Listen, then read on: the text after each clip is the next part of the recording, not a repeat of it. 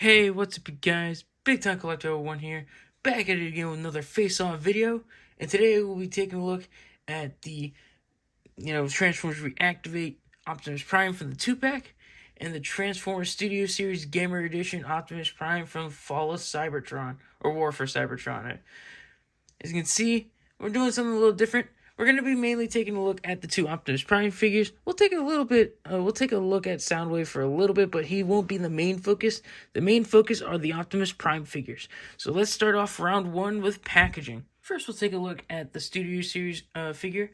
As you can see, he's in that big packaging. This is a Voyager class figure. Get some really nice artwork on the front, Transformers on the side, name at the bottom. He is the third figure in the Gamer Edition way or line. This is a reissue from the first one. I got this from BBTS. As you can see, get some artwork here, get some read-ups on the back, get a bio here and there, get some pictures, got a barcode at the bottom, more artwork on the side. Not much more at the top, so let's get to it and take a look at the Reactivate 2-pack. Now, taking a look at the Reactivate 2-pack, as you can see, it is a wider packaging and it is much different stylized. As you can see, you got both figures displayed on the front, and on the sides here, you get Soundwave and Optimus with some really, game renders. The game has not released yet. I don't even know if it will, but I'm very glad to see that they're actually putting out figures for the game that has not even released. But yeah, the packaging looks really cool. It looks very colorful. You get Transformers Reactivate on the top, you get Optimus Prime on the side here. You get both the figures on the back, looking awesome. Some in-game, screenshots. You get Soundwave on the other side here. And then not much more at the bottom. Both of the packages are really cool. I really do I've always liked the Studio Series style of packaging, but I have to give it to the Reactivate one. It just stands out, it's different, it's more colorful, and best of all, there's a window. So round one goes to the Reactivate Optimus. Now moving on to round two, we have accessories. They both obviously come with some instructions. And the Studio Series figure comes with, this backdrop that you can put the figure in front of. But, me, I don't care about these at all. And before we get to the Prime figures, let's take a look at Soundwave's accessories. It only comes with two. It comes with this one blaster that you can put in the hand. Looks nice, looks like his G1 blaster. Then he comes with this gun. You can also put it in the hand, but it's meant to go over the shoulder here on this peg. And that's really cool. It also has a hinge, so you can move it up and down. You can also rotate it. It's on, a peg. But that's all that Soundwave comes with. First, let's take a look at Reactivate Prime's accessories. He comes with his ion blaster right here. Just ports into the hands. Very loose. Well, now it's not. But it's a very short peg, and he doesn't like to hold it so well. As you can see, it's not all the way down on the fist. Just, yeah, very easy to pop out. I know I flicked it, but it's very loose. Also comes with his Energon axe, as you can see. It's, black and orange. Looks nice. Just slide it over the hand like this. It's very weird that it slides in like this. As you can see, half the fist is exposed, but you just turn it over like this and you'll be fine. And the really cool thing about this Reactivate Prime is that you can actually open up his chest to reveal a matrix of leadership inside. It is just the Earthrise one, but you can pop it out right there. You can pop it out like so. Looks nice. Just slide it back in. It's the same Earthrise one. It would have been cool if there was a different one in there. Now, taking a look at the War for Cybertron figure. He also comes with his Energon X. As you can see, it's much bigger. You can put it into either of his hands. It's kind of a snug fit, but you can put it into either hand. Well, I'll do that later. But you can also take it apart into 3 pieces. That way he can hold it with 2 hands. But wait. There's more. There's more to this axe. You can actually take the axe and open it up like this. That way you have a double-bladed axe, which is really cool. I never played the game, so I'm not sure how accurate this is or why it does this, but it's really cool nonetheless to see that it actually has some, some neat display options. He also comes with an ion blaster. As you can see, it's much different, but there's no peg for him to hold on to it. He can't really hold on to it. That's where the cool part about this comes in. You take the right arm, take his forearm, pop it right off, and then you slide the ion cannon right in there, and it looks like the cannon has, formed out of his hand, which looks really cool. It's a nice, unique look to the figure, and it is game accurate because their guns came out of their hands like that. So I really think that's a cool look. And if you don't want this like random fist lying around just in random places, just fold this up. There's a little peg right here at the top and a peg hole at the bottom, and you can literally put a fist up his ass. This Optimus can also open up his chest to reveal a matrix of leadership, and as you can see, it's a different matrix. I think that's really cool. We get a different looking matrix. This one's supposed to be more accurate to the game. Just plug that in, and the matrix chamber looks really nice. Love all the little detail in there. The Reactivate Prime comes with a pretty good amount of accessories, coming with an axe, the gun, and the matrix within the matrix chamber. The War for Cybertron Optimus has much more display options where you can take apart the axe and even open it up. He has a new matrix sculpt, and you can replace his forearm with his gun, which is really cool.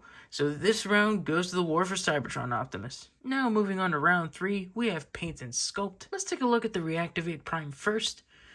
Starting off with the head, I really do like this head sculpt. It's a really cool looking head. This overall design looks really cool. It's 100% new sculpt, and it's an original design to the game that has not even come out yet. But damn, this design looks awesome. I really do like how it looks. It's very intricate, but it definitely it's very intricate, but it looks like Optimus, like 100%. Sometimes designs will veer off course when it comes to video games and stuff, but this is just an awesome looking design. And this is like a live action design. This is like what I would want to see for a live action Optimus. So seeing this just looks awesome. I love all the silver. A lot of the gray parts are unpainted, but the silver parts that are painted, like the abs here, the smokestacks, the stripes, they look really nice. Flipping it around, get some boosters back here. Again, just overall, it's a very clean looking figure. There's no backpack really. I mean, the back's pretty flat, but I really do like it. Even the inside of the matrix chamber, just opening that up, that looks really nice. Seriously, this is a better looking matrix chamber than the Studio Series 86 Optimus Prime, because this one's actually got some silver paint on it, which looks really cool. I do like it. Now let's take a look at the War for Cybertron Optimus Prime. As you can see, it's another 100% new sculpt, and it looks really cool. I do like it. It looks nice. This is based on a Cybertronian mode, because in the games they never left Cybertron, and this is probably the most alien-looking Optimus we've seen when it comes to a Cybertron mode or a Cybertron look. So it looks cool. I do like it. Again, just taking a look at the matrix chamber. See, it's very detailed in there. You got some of these wires. It's all gray, so that's nice. On the back, you do get some kibble like this, the piece is supposed to be the front, but it's not terrible. It's pretty nicely managed. Again, just looks nice. I don't know. I mean, the one thing I don't like about this figure is the size. I think he's a little too short, and he's a little bulky. He's short. Yeah, he's kind of like Wolverine. He's short and stocky. And we'll see that in the comparisons, but overall the design I think looks pretty cool. War for Cybertron figure looks really cool. I really like the more original design that we get with the figure, especially being a Cybertron-based Optimus. But I really think it's kind of messy, especially in the back, and especially with his size. He's a little too short to be an Optimus. He's a little too broad to be an Optimus. The Reactivate Prime here has a really cool original design, even for a game that hasn't even come out yet. We haven't even seen this in the damn game, or in videos, or anything, whatever. But it's such a fun design. I absolutely love all the detail we get in here. We get the nice silver paint, and it's much more cleaner than the War for Cybertron Optimus. So this round goes to the Reactivate Optimus. Moving on to round 4, since this is a Transformers review, or a face-off video, we gotta take a look at their alt modes. So for round 4, we gotta take a look at their alt modes. And before we take a look at Optimus Prime's alt mode, let's take a look at Soundwaves. I gotta say, this is a pretty cool looking car. It's like an armored car. It rolls okay. I guess the wheels aren't on the ground, but it looks really cool. I do like it. I like the colors. I like how this becomes the hood. Get some nice windows here. Overall, it's very nice and compact, and it wasn't even that hard to transform. But then now, taking a look at Optimus Prime from Reactivate in his alt mode, this was such a pleasure to transform. It's very intricate, but it's pretty simple as well. And I really like how the end result looks. This is probably the best looking like truck mode outside of G1 for an Optimus Prime figure. I really do like it. It rolls pretty well. But again, it just looks really cool. You get those thrusters back here, the arms just fold in really nicely. You get the, the matrix chamber here. I'm pretty sure you can still open this up, even in car mode. That's pretty hard to do, but yeah, this is a very clean alt mode. I really like this Mad Maxy looking truck. I absolutely love how everything fits together so nicely. Nothing's coming off, so that's awesome. But from one of the cleanest transformations I've ever done, this is the dirtiest I've ever seen. This is the worst alt mode I've ever seen. Again, I don't know. I think I'm just bad at transforming figures, but this thing was a freaking nightmare to just do. And again, I don't have everything in place because it's just a goddamn nightmare to just try and get everything clicked into place. Like, really, what the hell? Like, getting this hood piece over the chest, it was so hard to do with keeping the head on, so I had to just pop it off the ball joint. Like, holy hell, this thing sucks, like, as an alt mode. I mean, I didn't like the alt mode at first, but I was hoping the transformation would have been nice, but seriously, this transformation sucked ass. Yeah, if it wasn't obvious that this round is obviously not going to the War for Cybertron figure. This transformation was terrible. I hated this, and I again, it was just so bad. But with the Reactivate Prime, my goodness, this was such a pleasure to transform. And I gotta say, I probably prefer it in truck mode.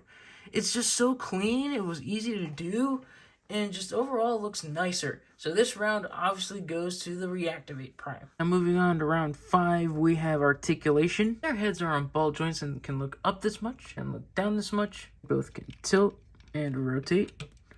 Their shoulders can move up this much, with the War for Cybertron having a slight, higher reach. They both have a bicep swivel. Both elbows bend to around 90 degrees. Both figures have wrist rotation. And both figures also have a waist swivel. The Optimus figures can kick up this much, which is about equal. Both can bend in their knees this much, with the Reactivate Prime having a little bit of a deeper bend. And of course, both Optimus figures have a, thigh swivel. And both figures have ankles that can move down a little bit. I guess, yeah, the War for Cybertron figure can only move down a little bit, but it's not much. But they both, of course, have ankle pivot. This one can bend in this much, while the Reactivate Optimus has a deeper ankle pivot.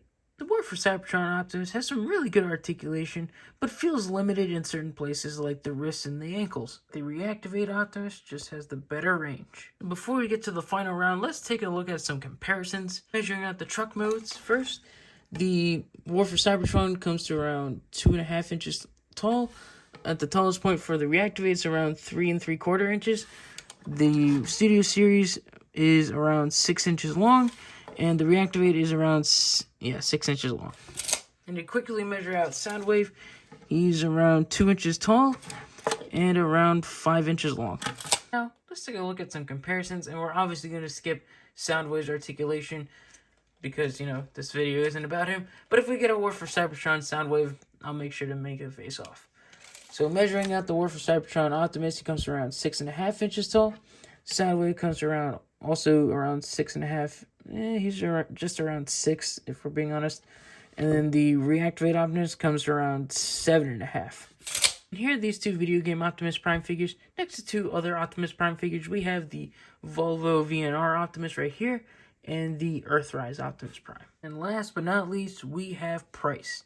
The Reactivate Optimus Prime comes in a 2-pack with Soundwave, so of course he's going to be a little more expensive. The 2-pack on its own is around $62 on Amazon, and it is sold out on BBTS, so Amazon is like the only place you can get it.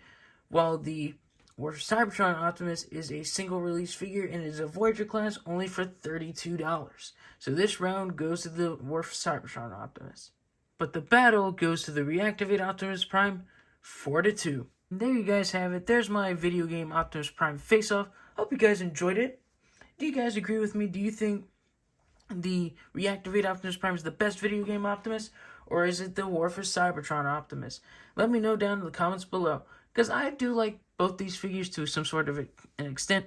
The Reactivate Optimus is such an awesome figure. It's really good. I really like the transformation. It is so clean. the messiest transformation I've ever dealt with is with this War for Cybertron one. God, I hated it.